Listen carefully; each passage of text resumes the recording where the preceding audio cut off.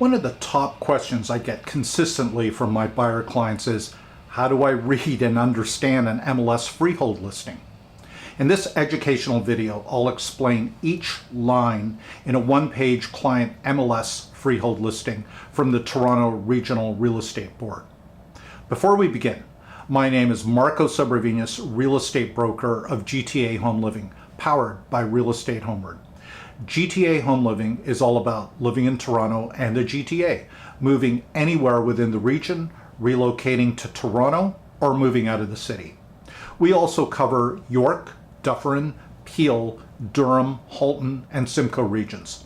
And beyond, we transact in Hamilton, Peterborough, the Kawarthas, Northumberland, and Prince Edward County. If you want to know everything about living in Toronto, the GTA, and the surrounding areas, subscribe to my channel and tap the bell for notifications so you can be the first to know about the current real estate market in Toronto and the GTA. Whether you're moving in 9 days or 9 months, give us a call, shoot us a text, or send us an email so we can help you make a smooth transition anywhere in the GTA. This video is about how to read and understand MLS listings for freehold or house properties. If you're interested in condos, search on YouTube for my channel, GTA Home Living. And I have a separate video detailing how to read an MLS condo listing.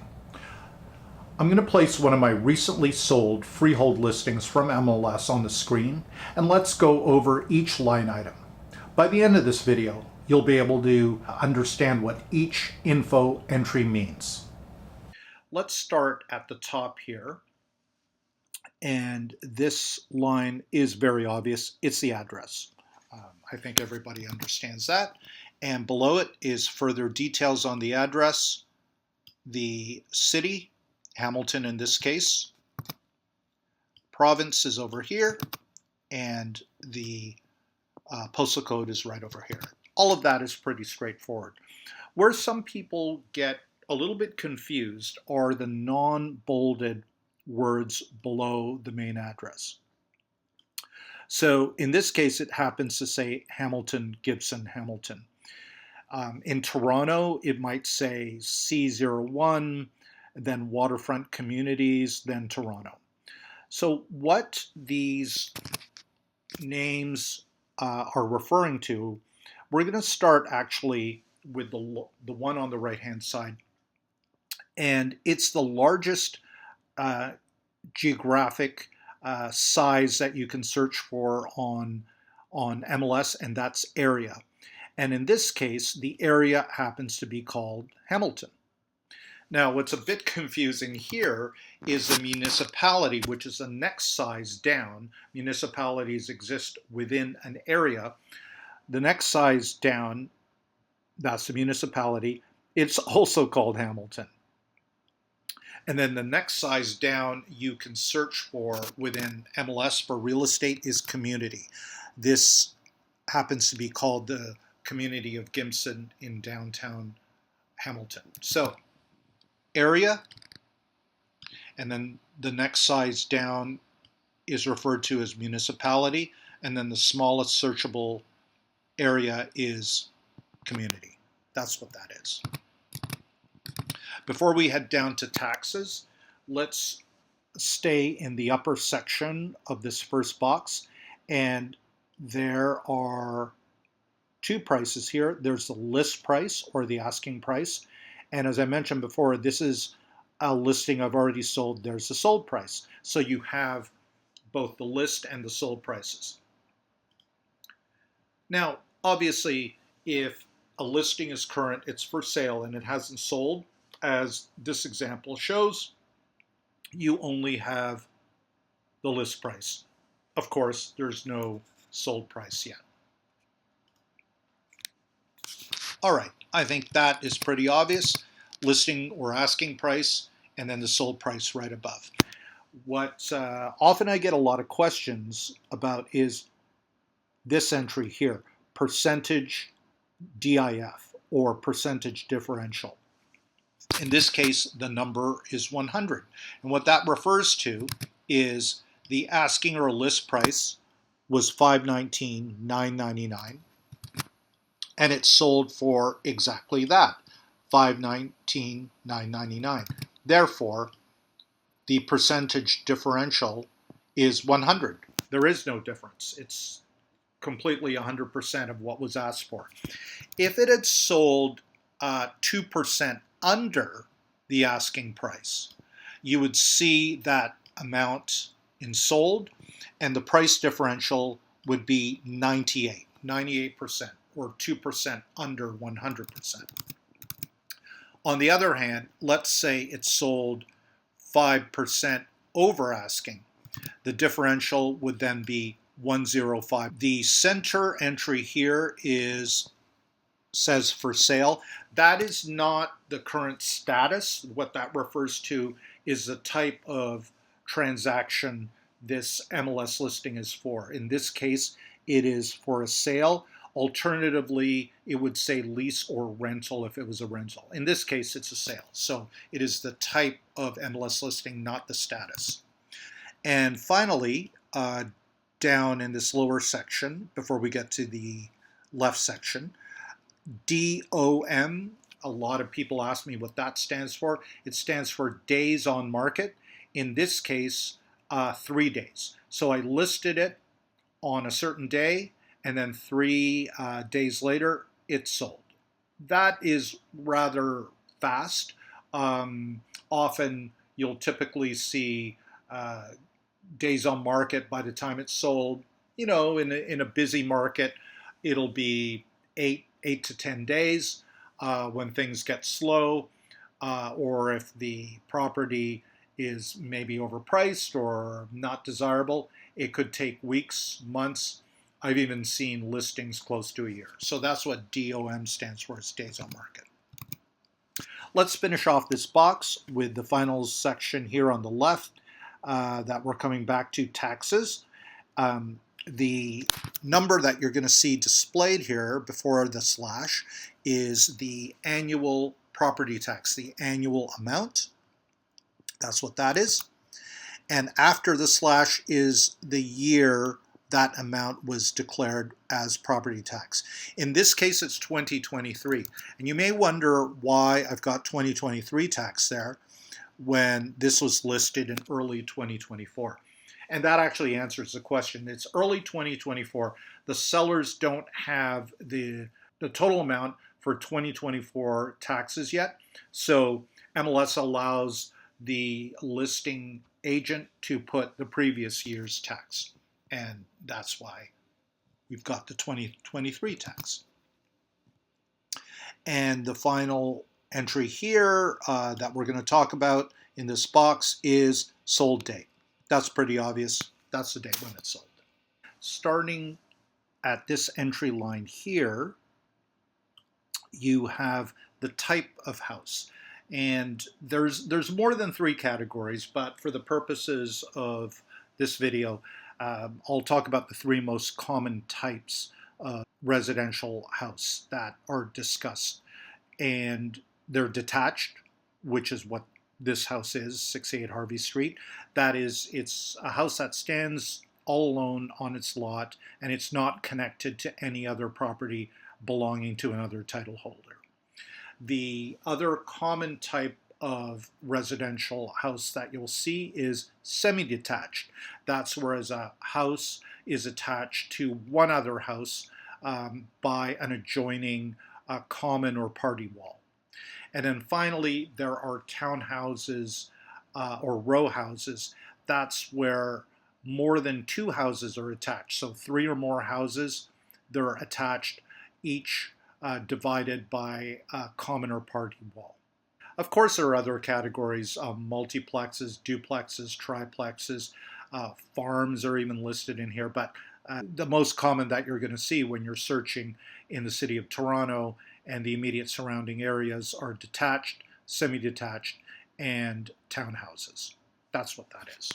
Oh, there is one more category, although it's not that common, but it's related to the next line down.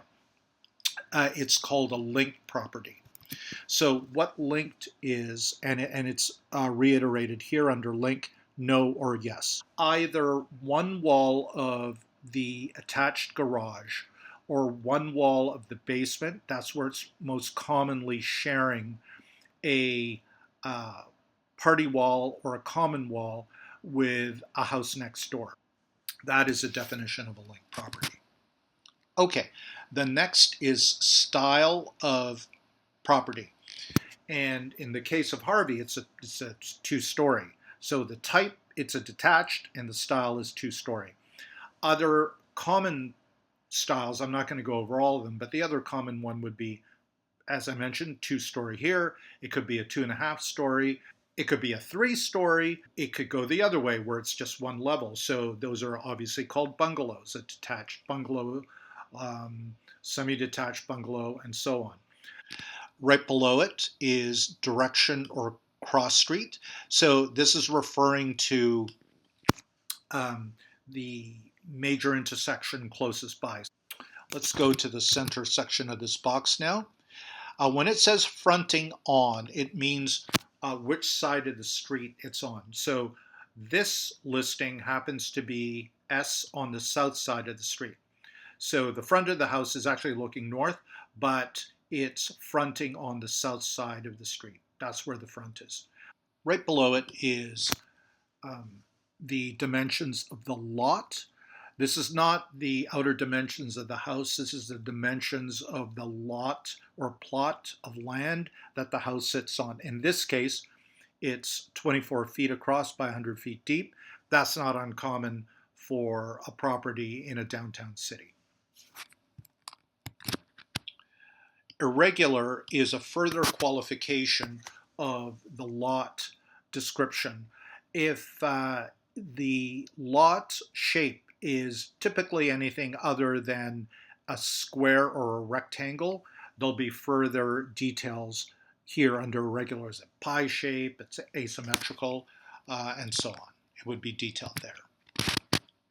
The last column in this box refers to rooms. This may seem obvious at first, but there's a couple of things you need to know about rooms being listed. So first of all, number of rooms always excludes washrooms. I'm not too sure why that is, but washrooms are always in a separate category and counted separately. Bedrooms are also shown separately, but bedrooms are included in the total number of rooms at the top. Now, the other detail that I want to mention here is you see a plus sign here. You see the numbers 7 plus 2. So the numbers in front of the plus sign, 7, these are the rooms above grade at street level or above. So in the case, this is a 2-story house. So there are 7 rooms, not including the washroom, on the first and second floor. Plus 2, anything after the plus sign refers to the rooms in the basement. That plus sign, by the way, in a condo listing is completely different, but I'll talk about that in the condo video MLS reading. As I mentioned, bedrooms are part of this total number. In the case of this listing, there are 3 bedrooms. If, let's say this said 3 plus 1, then the plus 1 again refers to bedroom in the basement. As I mentioned, washrooms are not counted in this total at the top. They're listed separately. In the case of my listing here, there's 1 washroom. And the further numbers here detail it more.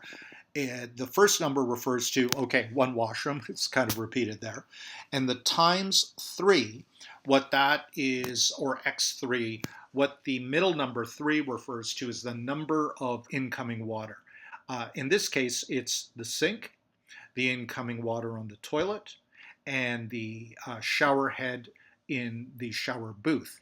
The last number, x second or times second, refers to the level the washroom is on. Second refers to second floor. Let's go to the next box down, which is this narrow strip here. And on the far left-hand side is the MLS number. If it's a listing you like, do make note of that number. Keep the listing, but also keep the MLS number. It'll be easy to search for, again, on realtor.ca, on Realm if you have an agent, and often a lot of the third-party search engines as well. The PIN number, generally you don't have to worry about that. That's more for the listing agents and the real estate lawyers. But that, again, identifies this specific property. Next box on the left. Some of this is pretty straightforward. Kitchens, how many are there? Typically there's one. Sometimes there might be a second kitchen in the basement, especially if it's been turned into an in-law suite or a separate apartment. Next one down is family room. Older houses tend not to have a family room, which is really a secondary living room. Basement. So this gives details on the basement. Separate entrance, does it have one, or a direct walkout? That is often a desirable feature for a lot of home buyers. Is it finished or unfinished? All of those would be detailed here. Fireplace. It says no here, that's what I marked it, but clearly you can see there's a fireplace in the living room picture. The reason why it says no there is that fireplace has to be active. This is not. It's basically, it was decades ago, but basically it's just a decorative facade at this point. So there's no fireplace. So if you see a fireplace and it says yes, nominally it should be active. Next one is heat. And it gives you the type of heat, forced air, and other types that are common would be radiators. Another common type would be, of course, electric baseboard. And the other type, not as common, but sometimes you see it, is radiant heat, or the heat comes through the floors. The other half of this is what is powering that heat. And of course, again, what's common? Gas or electric. AC, that's pretty self-explanatory. Air conditioning, there's none on this house. If it says central air, that's obvious. And then, of course, you've got portable air conditioning units that go in windows. Central vacuum, are there conduits for a central vacuum system, yes or no? In this case, no. Approximate age and approximate square footage. Typically, these are not filled out in MLS listings. Assessment would be for tax purposes. This is also generally left blank. This is something to watch out for. It isn't very common, but POTL refers to parcel of tied land. So nominally, the house is freehold. However, the house, in the case of a parcel of tied land, it's sitting on a lot where there are multiple individual owners of houses. But you should be aware parcel of tied land, POTLs, do have a monthly fee. This last one in this box is pretty obvious. Laundry level. In the case of this house, it happens to be in the basement. Going into the middle, more descriptions of the house itself. The exterior tells you what the materials are on the exterior. In this case, it's vinyl siding. Brick is obviously very common. Stucco is another common one. Wood siding, and so on. Drive. Is there a driveway? In this case, there actually is no driveway. However, in this case, there is a garage, and it happens to be detached, and it can house one vehicle. So the detailing here is the type of garage. Detached is the structure is completely separate. Attached is a separate structure, but it's connected usually on one wall to the house itself. And built in and it's designed within the structure of the house. Those are the most common things. There are other types like carports, but those are less common. Drive space, because there is no driveway, there is no driveway parking space. However, the total parking space is 1 because, of course, we saw up here, there's one spot in a detached garage. UV refers to whether there's urethra formaldehyde in the build. Thankfully, it's not very common, but if there was, it would be stated here. It's not a desirable build material, but they stopped using it decades ago. Is there a pool or not? And it would be stated here. In the case of this listing, there's no pool. Property features, curious phrase, because this is actually referring to or features in the immediate community rather than any features of the house itself. But in the case of my listing here, there's a park literally across the street, place of worship. There are several of those within very close walking distance. Public transit, there are bus lines very close by. There's a rec center within that park I just mentioned, and there are public schools nearby. And the last box in the middle here, zoning. What is a zoning? This is residential. And these are the utilities. So cable TV, it's available if you wanted to hook up cable. Obviously, some rural properties you may not have cable, but here it is available. Hydro, yes, you would obviously get that utility for electricity. Gas, yes, same thing here for your heat and air conditioning. Phone, that's available. Water is municipally supplied. That's very common. We're obviously in a city here of Hamilton. It's municipal. And water supply would only be added here if you're on a rural property and you're talking about a well. So often there's no municipal water service for a rural property. The water supply would be a well. And sewer, in this case, it's literally sewers, a municipal service. If you were in the countryside and there's no sewers, then you would have a septic tank. Property on the waterfront, in this case, no, that's left blank. Retirement charge, that's left blank. This is not farm or agriculture. Other than the garage, there's no other structures like a garden shed, that's left blank. Special designation, unknown. Common special designation would be a heritage house. I've sold one of those in the last 10 years, not really that common. All right, here we are on rooms. And once again, as I mentioned up here, washrooms are listed as a separate category. You won't find them in this list. Here are the number of rooms in the left column, the type of room under rooms, what level is it on, what floor is it on, the dimensions, in this case in feet, and description. Let's start with the foyer.